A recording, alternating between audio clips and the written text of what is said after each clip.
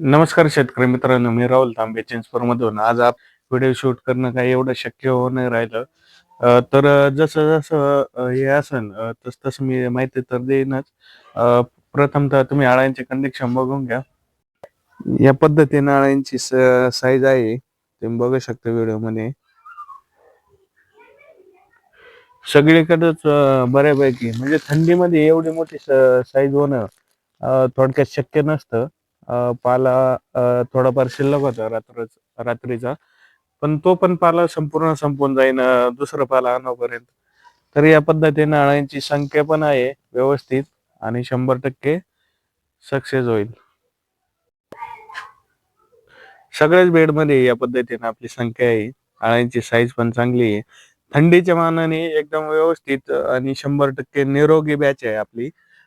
यामध्ये एक पण अळं आपल्याला प्रॉब्लेमॅटिक दिसलेली नाही आतापर्यंत. एक पण फ्रॅक्चर नाही, ग्लासरी नाही, खडू नाही, कोणताच रोग आपल्या अळ्यांमध्ये एक सुद्धा मला सापडलेला नाही. याचं कारण असं आहे, शेड निर्जंतुकीकरणाकडे फार लक्ष दिलं पाहिजे. निर्जंतुकीकरणाचे पण मी पाठीमागे व्हिडिओ पण अपलोड केलेले आपल्या YouTube चॅनलवर. ते पण तुम्ही बघून घ्या कशाप्रकारे मी शेड निर्जंतुकीकरण करत असतो आणि 100% फायदा होईल. सगळीकडेच आपली संख्या वगैरे सगळीकडे एकदम व्यवस्थित आहे. 10 कप्पे 250 ची बॅच आहे आणि एवढी मोठी संख्या म्हणल्यावर नंतर तुम्ही समजू शकता. हे बघा आणि याच्यात खोटं बोलण्यासारखं काहीच नाहीये. कारण अंडे हॅचिंग केल्यापासून मी संपूर्ण व्हिडिओ टाकलेले आहे आपले. बघू शकता तुम्ही. नियोजन व्यवस्थित लागतं हो. नियोजन व्यवस्थित तर सगळ्या गोष्टी व्यवस्थित. या पद्धतीनं आपल्या अळ्यांची 100% साईज झालेली आहे. अजून 1-2 फेडिंग खातील. सपोज अळ्यांवर आता फेडिंग करून आपण संपूर्ण मारून दिल्यानंतर 100% खुश होतील. पण नॉर्मल एक थोडं डोकं त्यांचं ट्रान्सपरंट व्हायचं बऱ्यापैकी अळ्यांचं राहिलेलं आहे जवळ-जवळ 50% अळ्यांचं. तर त्यांसाठी आपल्याला संपूर्ण फेडिंग करायचे असतात. जेणेकरून जो कोश असतो, धागा असतो तो आपल्याला जास्त मिळत असतो. आता माझ्याकडे पाला शिल्लक आहे त्याच्यामुळे मला काही अडचण नाही. आता संपूर्ण एकरामध्ये 250 ची बॅच ही मी काढलेली आहे. थंडीची बॅच एका एकरातून मी सक्सेस केलेली आहे. जवळपास अजून पण 2 फेडिंग होतील एवढा एका एकरामध्ये पाला शिल्लक आहे. आणि जर सपोज जर कमी पडलं असतं तर माझ्याकडे दुसरं पण 1 एकरचा पाला आहे. त्याची बॅच ही गेल्यानंतर मी घेणार आहे. साधारणपणे तो पाला आतापर्यंत 6-7 फुटापर्यंत वाढलेला आहे दुसरा पण. आणि त्याची बॅच जी घ्यायची आहे ती यानंतर घेणार आहे. एक 8-15 दिवसानंतर ही बॅच गेल्यानंतर. तर या पद्धतीनं असं कमी पाल्यामध्ये जास्त मोठी बॅच आपल्याला या पद्धतीनं काढता येते. कारण सुरुवातीपासूनच आपण जो पाला होता, तो व्यवस्थित त्याचं नियोजन केलं. पाला वेस्टेज बेडवरती जाऊन नाही दिला आणि म्हणजे जाऊन नाही दिला म्हणजे पाला आपल्या बेडवर शिल्लकच राहत नव्हता. कारण त्याला कारण असं आहे, जेवढ्या अळ्यांना पाल्याची गरज आहे तेवढंच आपण देत होतो. कधी-कधी दिवसाला एक फीडिंग केलेली आहे मी. जेणेकरून जे वेस्टेज पाला जायचा तो कमी होतो. तर कमी क्षेत्रामध्ये जास्त मोठी बॅच आपल्याला हिवाळी बॅचमध्ये पण सक्सेस करता येते. पण त्या पद्धतीत नियोजन केलं पाहिजे.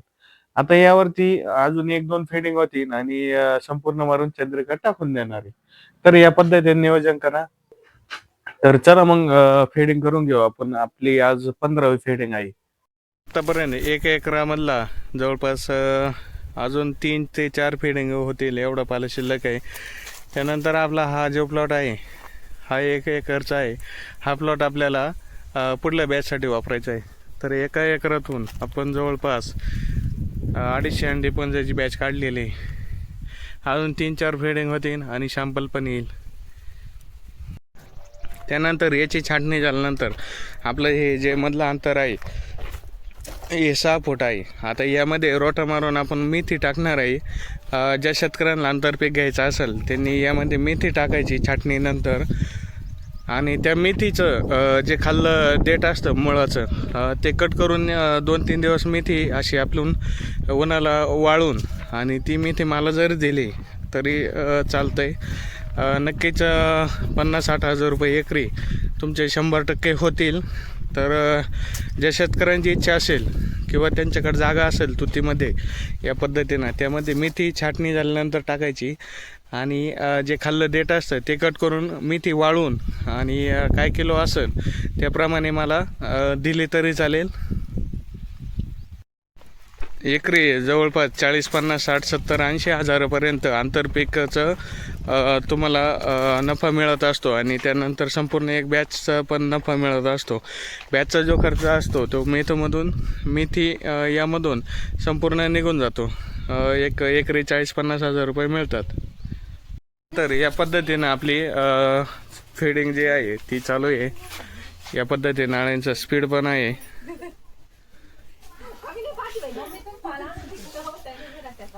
या पद्धतीनं एकदम व्यवस्थित नियोजन आहे.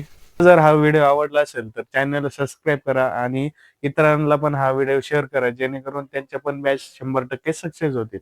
धन्यवाद.